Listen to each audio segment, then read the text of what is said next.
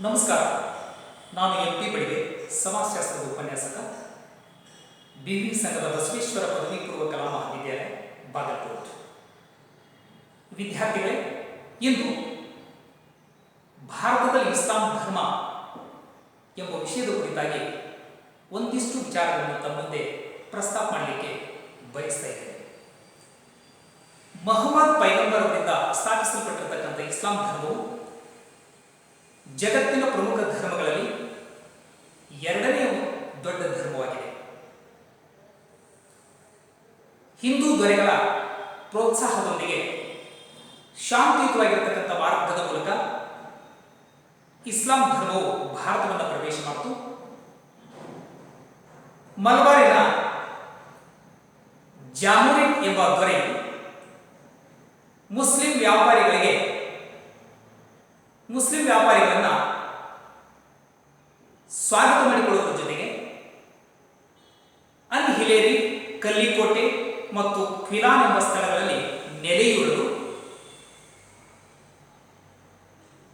ಪ್ರೋತ್ಸಾಹವನ್ನು ನೀಡಿದ ಮತ್ತು ಬೆಂಬಲಿಸಿದ. ಹಾಗಾಗಿ ಯಾವುದೇ ನಿರ್ಬಂಧಗಳಿಲ್ಲದೆ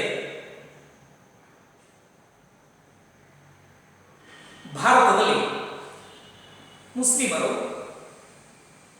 ಮಸೀದಿಗಳನ್ನು ಕಟ್ಟಲು ಮತ್ತು ಧರ್ಮ ಪ್ರಚಾರವನ್ನು ಮಾಡಲು ಮುಕ್ತವಾಗಿರತಕ್ಕಂಥ ಅವಕಾಶವನ್ನು ಪಡೆದುಕೊಂಡರು.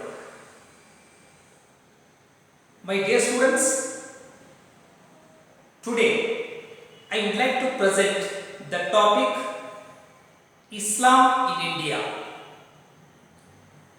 Muhammad Paigambar is the founder of Islamic religion.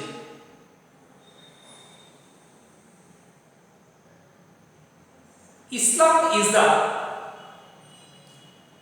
second biggest religion of the world. It came to India through the peaceful methods with encouragement of Hindu rulers. Jamurin, the king of Malabar, welcomed Muslim traders and encouraged them or supported them to settle in the places Anhilwara, Calicut and Quillan. So there were no any restrictions to build mosques and practice their religion in India. ಅದರಂತೆ ಅರಬ್ಬರು ಮತ್ತು ಪರ್ಷಿಯನ್ನರು ಭಾರತಕ್ಕೆ ಬಂದರು. ಭಾರತದಲ್ಲಿ ಮುಸ್ಲಿಮೇತರ ಮಹಿಳೆಯರನ್ನು ಮದುವೆಯಾದರು. ಪರಿಣಾಮವಾಗಿ ಕೊಂಕಣದಲ್ಲಿ ನವಾಯಿತ್ ಅಂತಕ್ಕಂಥ ಸಮುದಾಯ, ಮಲಬಾರ್ನಲ್ಲಿ ಮಾಪಿಳ್ಳಿ ಅಂತಕ್ಕಂಥ ಸಮುದಾಯಗಳು ಉಗಮಗೊಂಡವು. ಹಾಗೆಯೇ ಇರಾಕಿನಿಂದ ಉಚ್ಚಾಟಿಸಲ್ಪಟ್ಟಿರತಕ್ಕಂಥ ಅಥವಾ ಗಡಿಪಾರಾಗಲ್ಪಟ್ಟಿರತಕ್ಕಂಥ ಅರಬ್ಬರು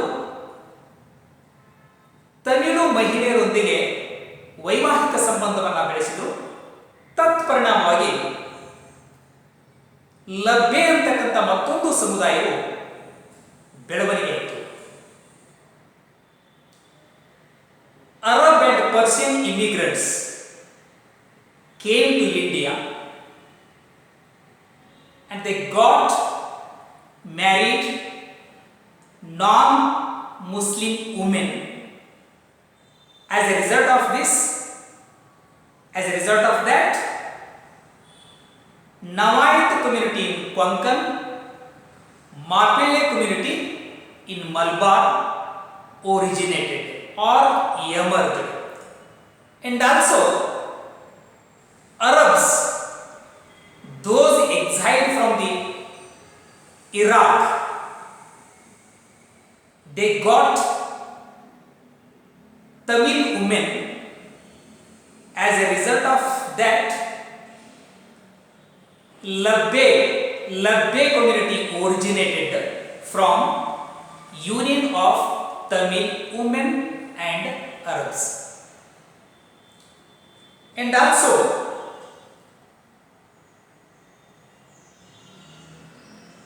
ಹದಿಮೂರು ಮತ್ತು ಹದಿನಾಲ್ಕನೇ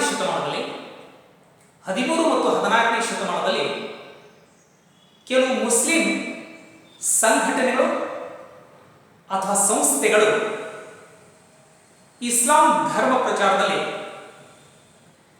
ತಮ್ಮನ್ನು ತೊಡಗಿಸಿಕೊಂಡರು. ಇಸ್ಲಾಂ ಸಂಸ್ಥೆಗಳು ಅಥವಾ ಸಂಘಟನೆಗಳು ಪಂಜಾಬಲ್ಲಿ, ಕಾಶ್ಮೀರದಲ್ಲಿ ಮತ್ತು ದಕ್ಕನ್, ಪೂರ್ವ ಮತ್ತು ಪಶ್ಚಿಮ ಭಾರತದಲ್ಲಿ ತಮ್ಮನ್ನ ಧರ್ಮ ಪ್ರಚಾರದಲ್ಲಿ ಇಸ್ಲಾಂ ಧರ್ಮವನ್ನು ಪ್ರಚಾರ ಮಾಡುವುದರ ಜೊತೆಗೆ ಇಸ್ಲಾಂ ಧರ್ಮದ ಸಂದೇಶಗಳನ್ನು ಅವರು ರವಾನಿಸಿದರು. ಇನ್ 13th and 14th centuries, many or several missionaries were active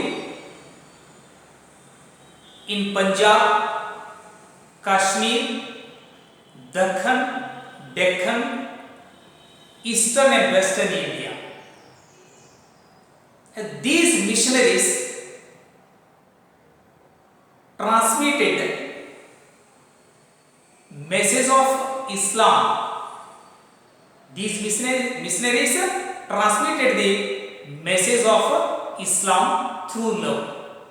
ಒಂದು ಪ್ರೀತಿಪೂರ್ವಕವಾಗಿ ಧರ್ಮ ಪ್ರಚಾರ ಮಾಡುವುದರ ಮೂಲಕ ಇಸ್ಲಾಂ ಧರ್ಮದ ಸಂದೇಶಗಳನ್ನು ಆ ಸಂಸ್ಥೆಗಳು ರವಾನಿಸುವಂಥದ್ದು ನಮಗೆ ಇಲ್ಲಿ ತಿಳಿದು ಬರ್ತಾ ಇದೆ ಅಂತಕ್ಕಂಥದ್ದು.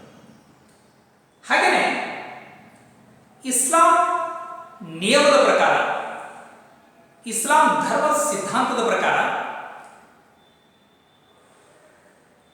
ಮುಸ್ಲಿಂ ಆಡಳಿತವು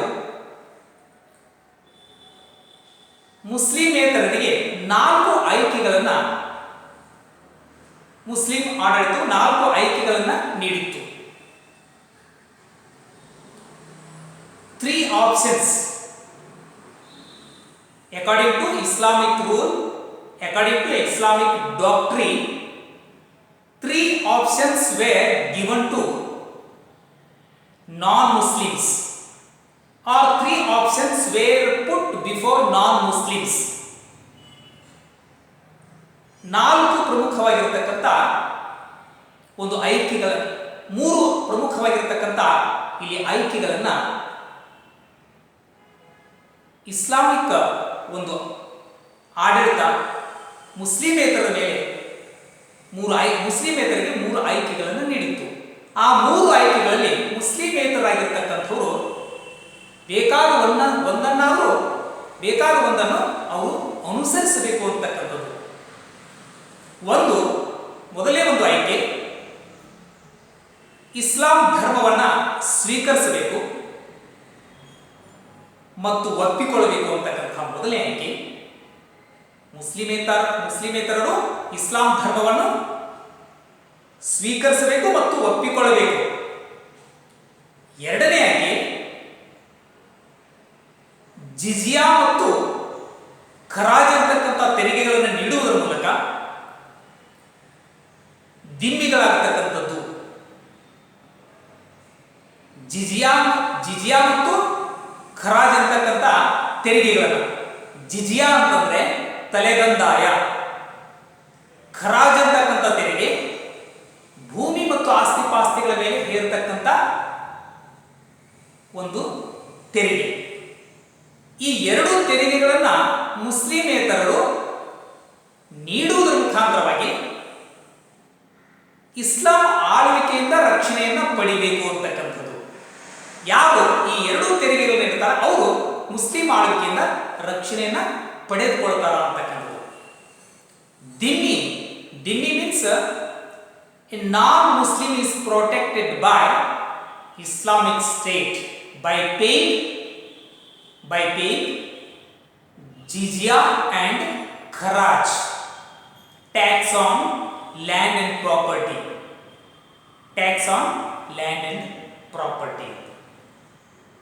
ಆದರೆ ವಾಸ್ತವಿಕವಾಗಿ ನಿರ್ಬಂಧಗಳಿದ್ದರೂ ಕೂಡ ಆ ಅವಧಿಯಲ್ಲಿ ಇಸ್ಲಾಂ ಆಳ್ವಿಕೆ ಅಥವಾ ಇಸ್ಲಾಂ ಆಡಳಿತವು ಈ ಮೂರು ಆಯ್ಕೆಗಳಿಗೆ ಸಂಬಂಧಪಟ್ಟ ಹಾಗೆ ನಿರ್ಬಂಧಗಳನ್ನು ಹೇರಿದ್ರೂ ಕೂಡ ಅವು ಅಷ್ಟೊಂದು ಆಚರಣೆಯಲ್ಲಿ ಇರಲಿಲ್ಲ ಅನ್ನುವಂಥದ್ದು ಕೂಡ ನಮ್ಗೆ ಏನಾಗ್ತಂದ್ರೆ ಇಲ್ಲಿ ಕಂಡು ಬರ್ತದೆ. ಯಾಕೆಂತಂದ್ರೆ ಅನೇಕ ಹಿಂದೂಗಳು, ಬಹುತೇಕ ಹಿಂದೂಗಳಾಗಿ ಉಳಿದಿರುವಂತಕ್ಕಂಥದ್ದು. Though Muslim ruler here, although Muslim rulers imposed these three options,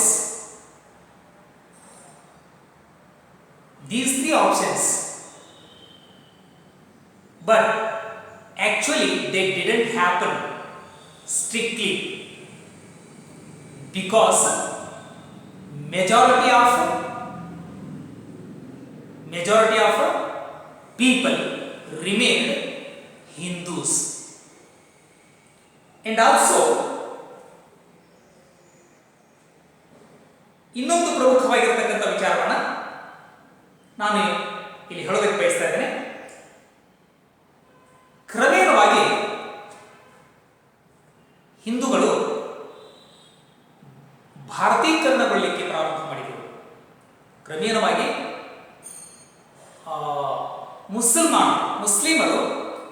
ಮುಸ್ಲಿಮರು ಭಾರತೀಕರಣಗೊಳ್ಳಲಿಕ್ಕೆ ಪ್ರಾರಂಭ ಮಾಡಿದರು. ಅಂದರೆ ಭಾರತದ ಒಂದು ಪದ್ಧತಿಗಳನ್ನು ಅಥವಾ ಭಾರತದ ಕಲೆ, ವಾಸ್ತುಶಿಲ್ಪ, ತತ್ವಜ್ಞಾನ, ವೈದ್ಯಕೀಯ ವಿಷಯಗಳಿಗೆ ಸಂಬಂಧಪಟ್ಟ ಹಾಗೆ ತೆಗೆದುಕೊಳ್ಳತಕ್ಕಂತಹ ಒಂದು ಸಂಬಂಧಗಳು ಹಿಂದೂಗಳ ಮತ್ತು ಮುಸಲ್ಮಾನರ ಮಧ್ಯದಲ್ಲಿ ಈ ಒಂದು ಕೊಡುವ ಮತ್ತು ತೆಗೆದುಕೊಳ್ಳತಕ್ಕಂಥ ಪ್ರಕ್ರಿಯೆ ಪ್ರಾರಂಭವಾದಾಗಿನಿಂದ ಅಥವಾ ಪ್ರಾರಂಭ ಆಗಿದ್ದರಿಂದಾಗಿ ಆ ಎರಡು ಪ್ರಕ್ರಿಯೆಗಳ ಅಲ್ಲಿ ನಡೆದಿದ್ದರ ಫಲವಾಗಿ ಮುಸ್ಲಿಂ ದೊರೆಗಳು ಅಥವಾ ಇಸ್ಲಾಂ ಆಳ್ವಿಕೆ ಭಾರತೀಕರಣಗೊಳ್ಳಲಿಕ್ಕೆ ಪ್ರಾರಂಭವಾಯಿತು ಅಂತ. ಅಂದರೆ ಕೆಲವು ಭಾರತದ ಈ ಎಲ್ಲ ವಿಷಯಗಳನ್ನು ಅದು ಮೈಗೂಡಿಸಿಕೊಳ್ಳಲಿಕ್ಕೆ, ಯಾಕಂದ್ರೆ ಇಲ್ಲಿ ಒಂದು ಶ್ರೀಮಂತಿಕೆಯಾಗಿರತಕ್ಕಂಥ ಒಂದು ಆಧ್ಯಾತ್ಮಿಕತೆ ಇತ್ತು, ಸಂಸ್ಕೃತಿ ಇತ್ತು, ವೈದ್ಯಕೀಯ ವಿಷಯಗಳು ಮತ್ತು ಈ ಕಲೆ ಮತ್ತು ವಾಸ್ತುಶಿಲ್ಪ ಇಂಥ ವಿಶಿಷ್ಟವಾಗಿರತಕ್ಕಂಥ ಹಿಂದೂಗಳ ಒಂದು ಪದ್ಧತಿಗಳನ್ನು ಇಸ್ಲಾಂ ದೊರೆಗಳು ಅವುಗಳನ್ನು ಅನುಸರಿಸಲಿಕ್ಕೆ ಪ್ರಾರಂಭ ಮಾಡಿದರು. ಹೀಗೆ ಕೊಡುವ ಮತ್ತು ತೆಗೆದುಕೊಳ್ಳತಕ್ಕಂಥ ಪ್ರಕ್ರಿಯೆ ಒಂದು ಆ ಎರಡು ಧರ್ಮಗಳ ಮಧ್ಯದಲ್ಲಿ ನಡೆಯಿತು ಅಂತಕ್ಕಂಥದ್ದು. ಇದರ ಫಲವಾಗಿ ಒಂದು ಸಂಕೀರ್ಣವಾಗಿರತಕ್ಕಂಥ ಸಂಸ್ಕೃತಿ ಉಗಮಗೊಂಡಿತು ಅನ್ನುವಂಥದ್ದು ನಮಗೇನಾಗುತ್ತೆ ಇಲ್ಲಿ ಕಂಡು ಬರ್ತಾ ಇದೆ. Gradually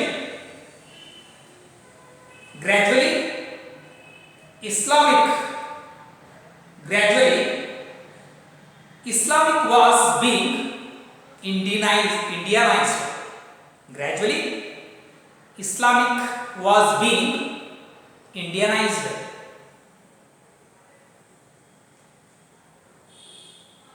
They started acquiring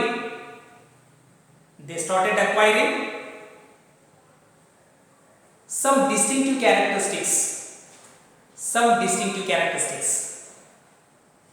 So exchange of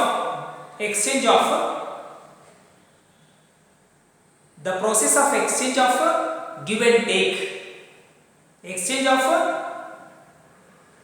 the process of exchange of give and take took place.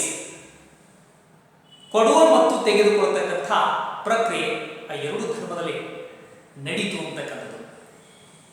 ಇದರ ಫಲವಾಗಿ as a result of this composite culture emerge in India. ಹಾಗೆ ಇನ್ನೊಂದು ಬಹುಮುಖ್ಯವಾಗಿರತಕ್ಕಂಥ ಮತ್ತೊಂದು ವಿಚಾರವನ್ನು ನಾನು ತಮ್ಮ ಗಮನಕ್ಕೆ ತರಲಿಕ್ಕೆ ಬಯಸ್ತಾ ಇದ್ದೇನೆ.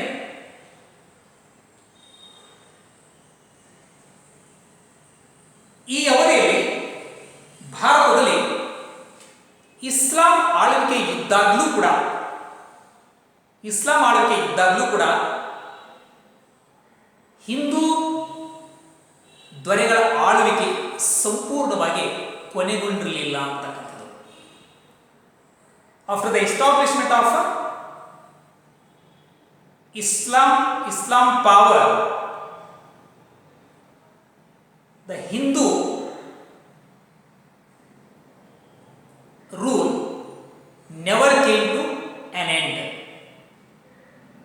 or Hindu rule was never completely wiped out from India. It was powerful in some places. The Hindu kingdom of Vijayanagara was an impressive empire in south. Rana Pratap Singha, Sangram Singha and Shivaji refused to surrender.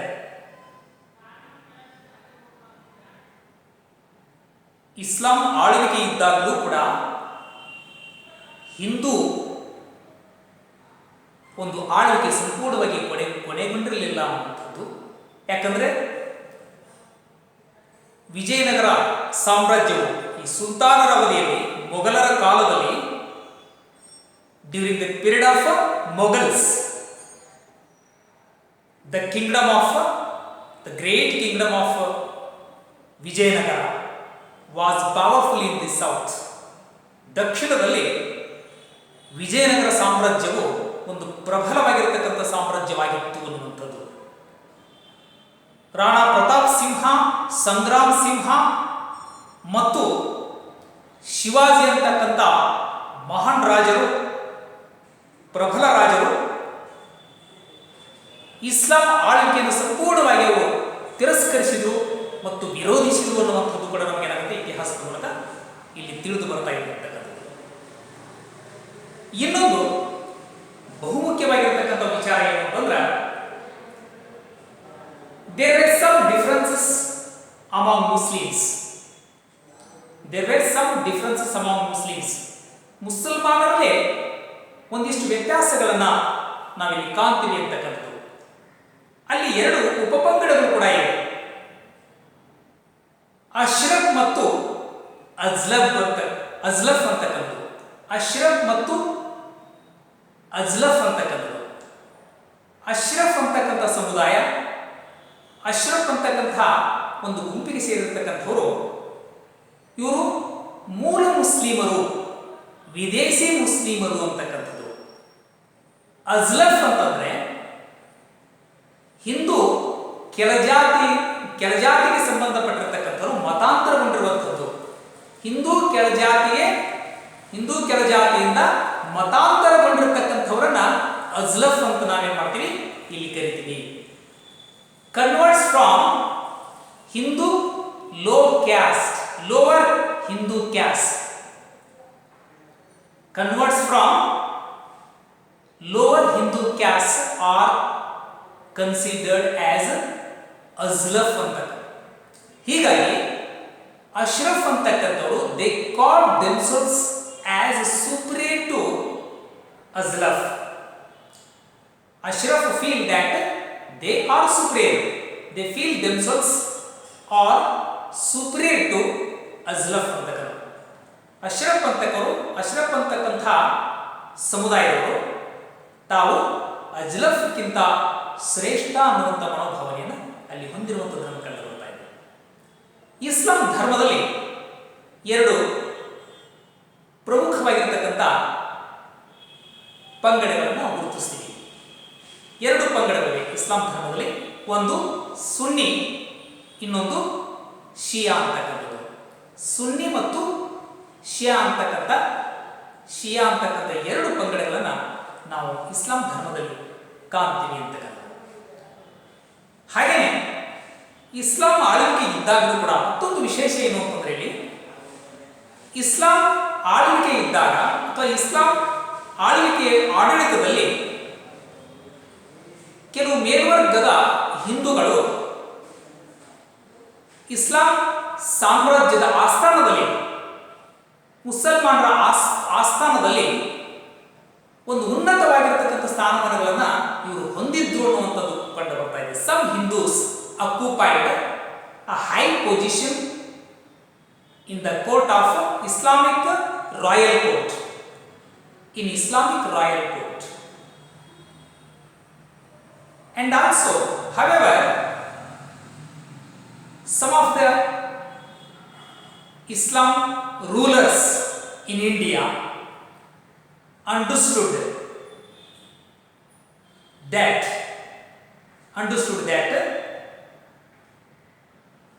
the value of communal unity and tolerance. ಮುಸಲ್ಮಾನ್ ಕೆಲವು ದೊರೆಗಳು ಈ ಕೋಮು ಸಾಮರಸ್ಯದ ಮತ್ತು ಸಹಿಷ್ಣುತೆಯ ಒಂದು ಮಹತ್ವವನ್ನು, ಅದರ ಮೌಲ್ಯವನ್ನು ಅರಿತಿದ್ರು ಅನ್ನುವಂಥದ್ದು ನಮಗೇನಾಗುತ್ತೆ ಕಂಡು ಬರ್ತಾ ಇದೆ. ಹಾಗಾಗಿ ಇಲ್ಲಿ ಇಸ್ಲಾಂ ಆಡಳಿತ ಇದ್ದಾಗಲೂ ಕೂಡ ಇಸ್ಲಾಂ ದೊರೆಗಳು ಹಿಂದೂ ದೊರೆಗಳ ಜೊತೆಗೆ ಕೆಲವು ಸಂದರ್ಭದಲ್ಲಿ ಬಹಳ ಸಾಮರಸ್ಯದಿಂದ ಮತ್ತು ಸಹಿಷ್ಣುತ ಭಾವನೆಗಳಿಂದ ನಡೆದುಕೊಂಡಿದ್ರು ಅನ್ನುವಂಥದ್ದು ಕೂಡ ಇತಿಹಾಸ ಮೂಲಕ ನಮಗಿಲ್ಲಿ ಕಂಡು ಬರ್ತಾ ಇದೆ ಅಂತಕ್ಕಂಥದ್ದು. ಇನ್ನೊಂದು ಸಂಕ್ಷಿಪ್ತವಾಗಿರ್ತಕ್ಕಂಥ ಇನ್ನೊಂದು ವಿವರಣೆ ಏನಂತಂದ್ರೆ, ಯುರೋಪಿಯನ್ನರ ಆಗಮನ ಅಂತಕ್ಕಂಥದ್ದು, ಅರೈವಲ್ ಆಫ್ ಯುರೋಪಿಯನ್ಸ್ ಅಂತಕ್ಕಂಥದ್ದು. 1499ರಲ್ಲಿ ಪೋರ್ಚುಗೀಸರು ಭಾರತಕ್ಕೆ ಬಂದರು. ಇಲ್ಲಿ ಪ್ರಮುಖವಾಗಿ 4 ಯುರೋಪಿಯನ್ನರನ್ನ ನಾವಿಲ್ಲಿ ಗಮನಿಸ್ತಾ ಇದ್ದೇವೆ. ಪೋರ್ಚುಗೀಸರು, ಡಚ್ಚರು, ಇಂಗ್ಲಿಷರು ಮತ್ತು ಫ್ರೆಂಚರು ಅಂತಕ್ಕಂಥ. ಪೋರ್ಚುಗೀಸರು 1499ರಲ್ಲಿ ಪೋರ್ಚುಗೀಸರು ಭಾರತಕ್ಕೆ ಬಂದರು. ನಂತರದಲ್ಲಿ ಅಂದ್ರೆ 17ನೇ ಶತಮಾನದ ಪ್ರಾರಂಭದಲ್ಲಿ ಡಚ್ಚರು ಮತ್ತು ಇಂಗ್ಲಿಷರು ಭಾರತಕ್ಕೆ ಬಂದರು. ನಂತರದಲ್ಲಿ ಫ್ರೆಂಚರು ಭಾರತಕ್ಕೆ ಬಂದರು ಅನ್ನುವಂಥದ್ದು ಇತಿಹಾಸದ ಮೂಲಕ ನಮಗೆ ತಿಳಿದು ಬರ್ತಾ ಇದೆ. ಆದರೆ ಆಂಗ್ಲರು ಮಾತ್ರ ಭಾರತದಲ್ಲಿ ಸುದೀರ್ಘವಾಗಿರತಕ್ಕಂಥ ಒಂದು ಆಳ್ವಿಕೆಯನ್ನ ಭಾರತದಲ್ಲಿ ನಡೆಸಿದ್ರು ಅನ್ನುವಂಥದ್ದು ಕೂಡ ನಮಗೆ ಇತಿಹಾಸದ ಮೂಲಕ ಕಂಡು ಬರ್ತಾ ಇದೆ. ಬ್ರಿಟಿಷರು ನಮ್ಮ ದೇಶದಲ್ಲಿ ಸುದೀರ್ಘವಾಗಿರತಕ್ಕಂಥ ಒಂದು ಆಳ್ವಿಕೆಯನ್ನ ಮಾಡಿದ್ರು ಅನ್ನುವಂಥದ್ದು. ಆದರೆ ಪೋರ್ಚುಗೀಸರು ಆಡಳಿತಕ್ಕೆ ಸಂಬಂಧಪಟ್ಟ ಹಾಗೆ ಮತ್ತು ರಾಷ್ಟ್ರ ನಿರ್ಮಾಣದ ಒಂದು ಕಾಲದಲ್ಲಿ ಅಷ್ಟೊಂದು ತಮ್ಮನ್ನು ತೊಡಗಿಸಿಕೊಳ್ಳಲಿಲ್ಲ ಅನ್ನುವಂಥದ್ದು. They were not interested in administration and progress of nation, in building nation. ರಾಷ್ಟ್ರ ನಿರ್ಮಾಣದ ಕಾರ್ಯದಲ್ಲಿ ಮತ್ತು ಆಡಳಿತದಲ್ಲಿ ಅಷ್ಟೊಂದು ಆಸಕ್ತಿಯನ್ನು ಹೊಂದಿರಲಿಲ್ಲ ಪೋರ್ಚುಗೀಸರು. ಹಾಗೆಯೇ they were not interested in literature, music, culture, education and others. ಸಂಸ್ಕೃತಿ, ಧರ್ಮ, ಶಿಕ್ಷಣ, ಹೀಗೆ ಬೇರೆ ಬೇರೆ ವಿಷಯಗಳಿಗೂ ಕೂಡ ಅಷ್ಟೊಂದು ಅವರ ಆಸಕ್ತಿಯನ್ನು ಹೊಂದಿರಲಿಲ್ಲ ಅಂತಕ್ಕಂಥದ್ದು. ಹಾಗಾಗಿ ಅವರ ಒಂದು ಆಡಳಿತ ಸ್ವಲ್ಪ ಮಟ್ಟಿಗೆ ಒಂದು ಪ್ರಭಾವ ಬಹಳ ಸೀಮಿತವಾಗಿತ್ತು ಭಾರತದಲ್ಲಿ ಎನ್ನುವಂಥದ್ದು. ಆದರೆ ಒಂದನ್ನು ಮಾತ್ರ ನಾವಿಲ್ಲಿ ಗಮನಿಸಬೇಕಾಗುತ್ತೆ, ಅವರು ಗೋವಾ ಸಂಸ್ಕೃತಿಗೆ ಒಂದು ವಿಶೇಷವಾಗಿರ್ತಕ್ಕಂಥ ಒಂದು ಕೊಡುಗೆಯನ್ನು ಕೊಟ್ಟರು ಅನ್ನುವಂಥದ್ದು ನಮಗೇನಾಗುತ್ತೆ ಕಂಡು ಬರ್ತಾ ಇದೆ ಅಂತಕ್ಕಂಥದ್ದು. They gave contributions to Goa culture ಅಂತಕ್ಕಂಥದ್ದು. ಆಮೇಲೆ ಆಂಗ್ಲರು ಭಾರತಕ್ಕೆ ಬಂದ ಮೇಲೆ ಬಹಳಷ್ಟು ಬದಲಾವಣೆಗಳನ್ನು, ಆ ಬದಲಾವಣೆಗಳಲ್ಲಿ ನಾವು ಸಕಾರಾತ್ಮಕ ಮತ್ತು ನಕಾರಾತ್ಮಕ ಅಂತ. British have brought positive and negative changes in India. ಭಾರತದಲ್ಲಿ ಸಕಾರಾತ್ಮಕ ಮತ್ತು ನಕಾರಾತ್ಮಕ ಬದಲಾವಣೆಗಳನ್ನು ಅವರು ತಂದರು ಅಂತಕ್ಕಂಥದ್ದು. They have brought tremendous changes in the field of science and technology, education, and uniformity legal system. ಮತ್ತು ಇಲ್ಲಿನ ಒಂದು ಅರ್ಥರಹಿತವಾಗಿರ್ತಕ್ಕಂಥ ಆಚರಣೆಗಳ ಒಂದು ನಿರ್ಮೂಲನೆಗೆ ದಿಶೆಯಲ್ಲಿ ಮತ್ತು ಒಂದು ಸಮಾನತೆಯನ್ನು ತರುವಲ್ಲಿ ಒಂದು ವೈಚಾರಿಕತೆಯನ್ನು ಕೂಡಿಕೊಂಡಿರತಕ್ಕಂಥ ಕೆಲವು ಪದ್ಧತಿಗಳನ್ನು, ಕೆಲವು ತತ್ವಾದರ್ಶಗಳನ್ನು, ಕೆಲವು ಮೌಲ್ಯಗಳನ್ನು ಅವರು ತಂದುಕೊಳ್ಳುವುದನ್ನು ನಾವಿಲ್ಲಿ ನೆನಪಿಸಿಕೊಳ್ಳಬಹುದು ಅಂತಕ್ಕಂಥದ್ದು. ಒಟ್ಟಾರೆ ಯುರೋಪಿಯನ್ನರ ಆಗಮನದಿಂದ ಭಾರತದಲ್ಲಿ ಸಾಮಾಜಿಕವಾಗಿ, ಧಾರ್ಮಿಕವಾಗಿ, ಸಾಂಸ್ಕೃತಿಕವಾಗಿ, ಶೈಕ್ಷಣಿಕವಾಗಿ, ಕಾನೂನಾತ್ಮಕವಾಗಿ ಹಲವಾರು ಬದಲಾವಣೆಗಳಾದವು ಮತ್ತು ತಮ್ಮದೇ ಆಗಿರತಕ್ಕಂಥ ಒಂದು ರಚನಾತ್ಮಕವಾಗಿರ್ತಕ್ಕಂಥ ಒಂದು ಬದಲಾವಣೆಗಳನ್ನು ತರುವುದರ ಮೂಲಕ ಒಂದು ವಿಶೇಷವಾಗಿರ್ತಕ್ಕಂಥ ಒಂದು ಪ್ರಭಾವವನ್ನು ಕೂಡ ಬೀರಿರುವುದು ಅಂತ ತಿಳ್ಕೊಂಡು ನಾವು ಹೇಳಬಹುದು. ಇಲ್ಲಿಗೆ ಈ ಟಾಪಿಕ್ ಸಮಾಪ್ತಿಗೊಳ್ತಾ ಇದೆ. I will present the remaining topic in the next period. Thank you so much.